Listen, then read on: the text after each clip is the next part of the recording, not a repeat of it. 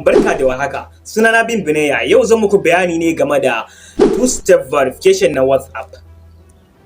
Da yawa daga cikin mutanenmu bana za ga WhatsApp number su an sa musu shi a wannan two-step verification ɗin, amma wasu ba su san dalili ba.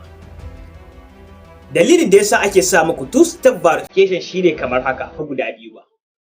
Na ɗaya shine ana sa maka two-step verification ne yayin da wani abokinka ko kuma wani na kusa da kai ya sai da WhatsApp number ka a kamfanin WhatsApp bot, wani kamfani ne na WhatsApp wanda suke Telegram. Number mutum za su siye shi ne a $0.2, kwatankwacin naira 180. Kai da yin WhatsApp ba za ka iya yi ba har sai tsawon kwana 7. Wannan policy ne da kamfanin WhatsApp ta kawo haka. Ko da ka tuntuɓe su ta email ba za su iya maka komai ba har sai ya yi kwana 7.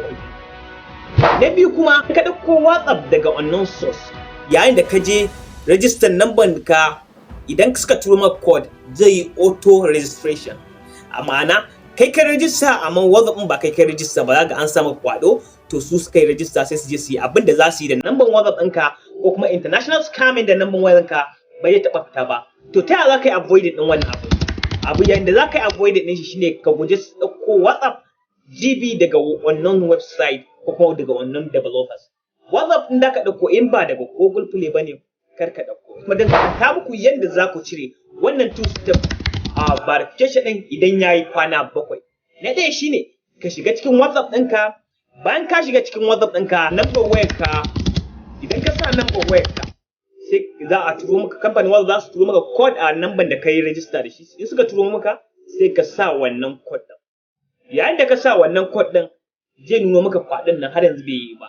To sai ka danna wannan blue tick ɗin, kana dannawa zai nuna maka reset verification. Da zaran ka danna reset verification, za ga WhatsApp ɗinka ya shiga ya fita, sannan ya yi restarting kenan. Shi kenan za ka yi amfani da WhatsApp naka an cire maka two-step verification.